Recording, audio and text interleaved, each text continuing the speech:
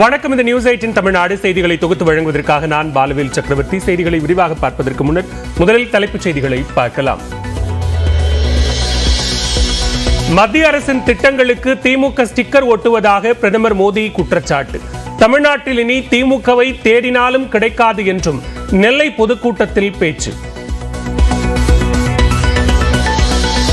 குலசேகரப்பட்டினத்தில் rocket ஏவுதளத்திற்கு அடிக்கல் நாட்டிய பிரதமர் நரேந்திர மோடி 17,300 கோடி ரூபாய் மதிப்பிலான திட்டங்களை தொடங்கி வைத்தார்.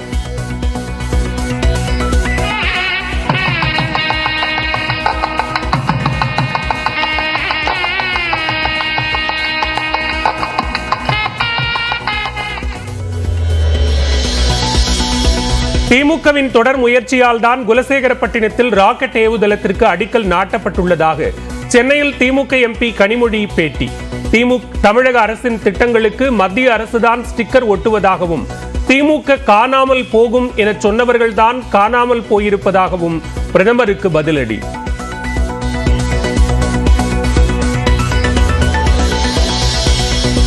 விளம்பரத்தை வடிவமைத்தவர் சீன ராக்கெட்டை எங்கிருந்து கொண்டு வந்து வைத்தார் என தெரியவில்லை என திமுக எம்பி கனிமொழி விளக்கம்.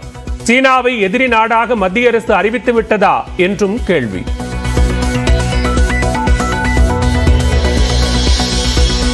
குலசேகரப்பட்டினத்தில் காற்றின் திசை வேகத்தை அளவிடும் வகையில் ரோஹிணி சவுண்டிங் ராக்கெட் சோதனை. ராக்கெட் ஏவுதளம் அமைய உள்ள நிலையில் அதற்கான தரவுகளை திரட்டும் வகையில் ஏற்பாடு.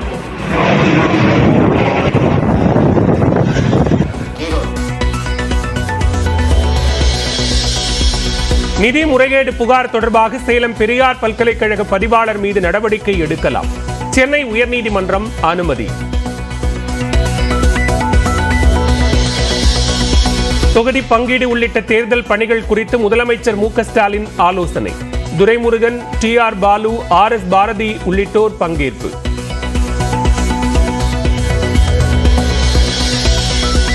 மார்ச் 2, 3, 4 எல்லோருக்கும் எல்லாம் என்ற பெயரில் முதலமைச்சர் மு க ஸ்டாலின் பிறந்தநாள் விழா மற்றும் நிதிநிலை அறிக்கை விளக்க பொதுக்கூட்டங்கள் தமிழ்நாடு முழுவதும் நடத்தப்படும் என திமுக தலைமை அறிவிப்பு.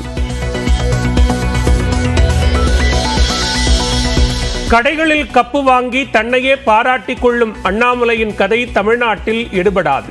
முன்னாள் அமைச்சர் RB உதயகுமார் கடும் தாக்கு. மேடையில் கப்பு வாங்கினால்தான் கௌரவம் எனவும் கருத்து. எம்ஜிஆர் ஜெயலலிதாவை புகழ்ந்ததன் மூலமாக அதிமுகவிற்கு வாக்களிக்க வேண்டும் என பிரதமர் சொல்லாமல் சொல்லிவிட்டார். அதிமுக துணை பொதுச் செயலாளர் KP முனுசாமி கருத்து. நாடாளுமன்ற தேர்தலில் அதிமுகவுடன் புரட்சி பாரதம் கூட்டணி ஒரு தொகுதி கேட்டுள்ளதாக பூவை ஜெகன்மூர்த்தி பேட்டி.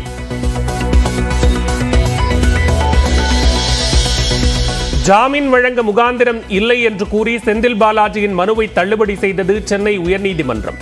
விசாரணையை 3 மாதத்தில் முடிக்க சிறப்பு நீதிமன்றத்துக்கு உத்தரவு.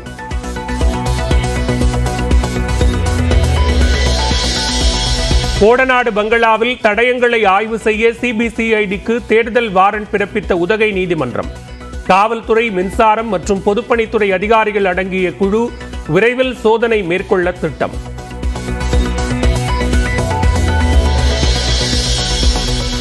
தூத்துக்குடியில் ஆழ்கடலில் மூழ்கி சங்கு குளிக்க மீனவர்களுக்கு அனுமதி தரக்கூடாது. மீன்வளத்துறைக்கு உயர்நீதிமன்ற மதுரை கிளை உத்தரவு.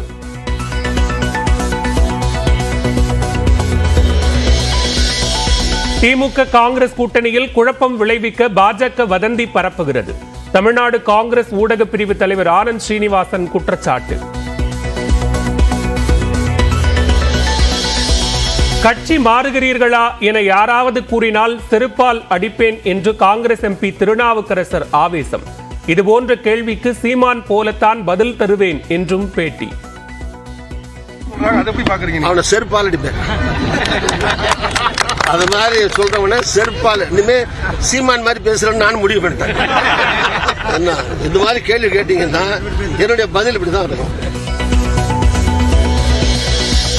சேலம் மாவட்ட அதிமுக செயலாளர் வெங்கடாச்சலம் குறித்து அவதூறு கருத்துக்களை தெரிவிக்க முன்னாள் நிர்வாகி ஏவு ராஜுவுக்கு இடைக்கால தடை.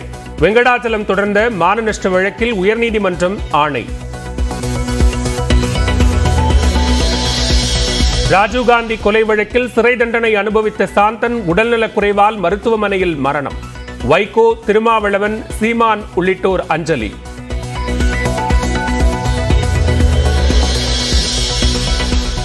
மணல் குவாரி வழக்கில் உத்தரப்பிரதேச முன்னாள் முதலமைச்சர் அகிலேஷ் யாதவுக்கு சிபிஐ சம்மன். டெல்லியில் உள்ள சிபிஐ அலுவலகத்தில் நாளை நேரில் ஆஜராகி விளக்கம் அளிக்க உத்தரவு.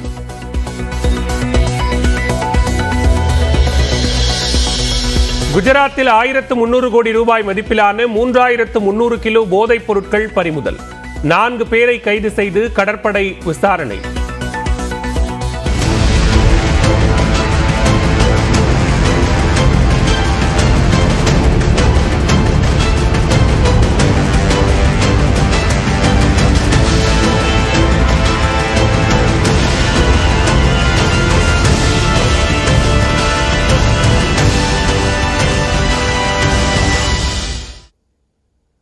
இனம், மொழி என மக்களை பிரித்தாலும் திமுக அரசுக்கு முற்றுப்புள்ளி வைக்கப்படும் என்று பிரதமர் மோடி தெரிவித்தார்.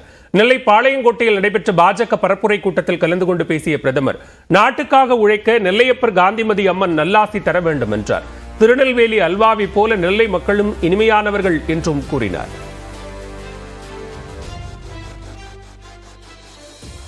Just like Tirunelveli halwa, the people of the district and their affection is also very, very sweet. தமிழ்நாட்டில் மத்திய அரசு செயல்படுத்திய திட்டங்களை பட்டியலிட்ட பிரதமர், தமிழகத்தின் நலனுக்காக மத்திய அரசு எடுக்கும் முயற்சிக்கு ஒத்துழைப்பு இல்லாத அரசு தமிழகத்தில் இருப்பதாகவும் பிரதமர் தெரிவித்தார்.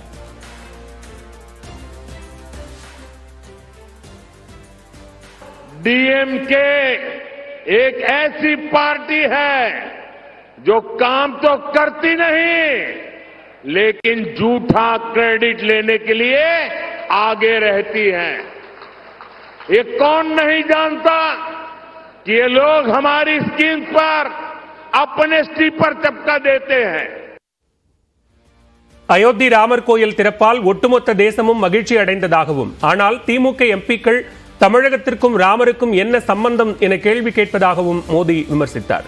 குடும்பத்தினர் வளர்ச்சிக்கு மட்டும் திமுக முக்கியத்துவம் கொடுப்பதாக கூறிய பிரதமர், திமுக பொய் வேடம் போட்டு பிரித்தாளும் சூழ்ச்சியை செய்து வருவதாகவும் குற்றம் சாட்டினார். மேலும் தமிழ்நாட்டில் திமுக என்ற கட்சியே இனி இருக்காது என்றும் திட்டவட்டமாக கூறினார்.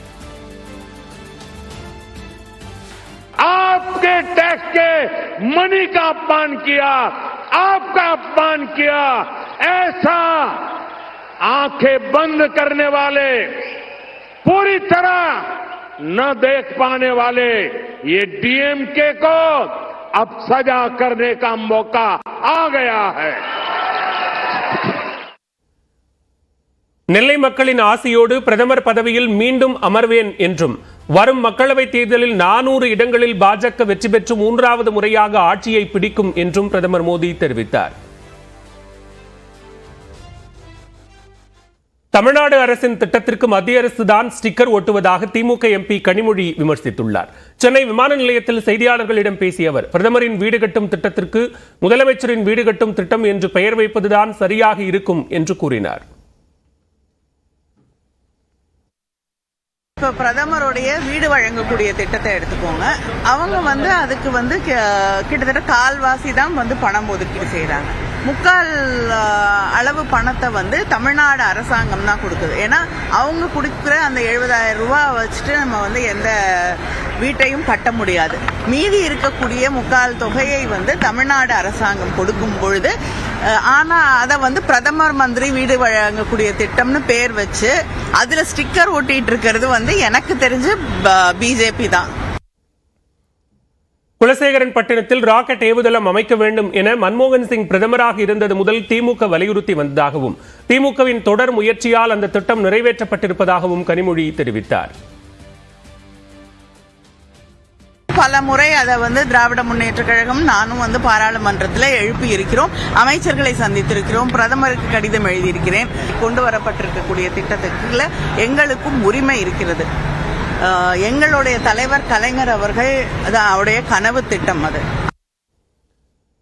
அமைச்சர் அனிதா ராதாகிருஷ்ணன் அளித்த விளம்பரத்தில் உள்ள ராக்கெட்டில் சீனாவின் கொடி இருப்பது குறித்த கேள்விக்கு பதிலளித்த கனிமொழி, சீனா ஒன்றும் எதிரி நாடு இல்லை என்று குறிப்பிட்டார்.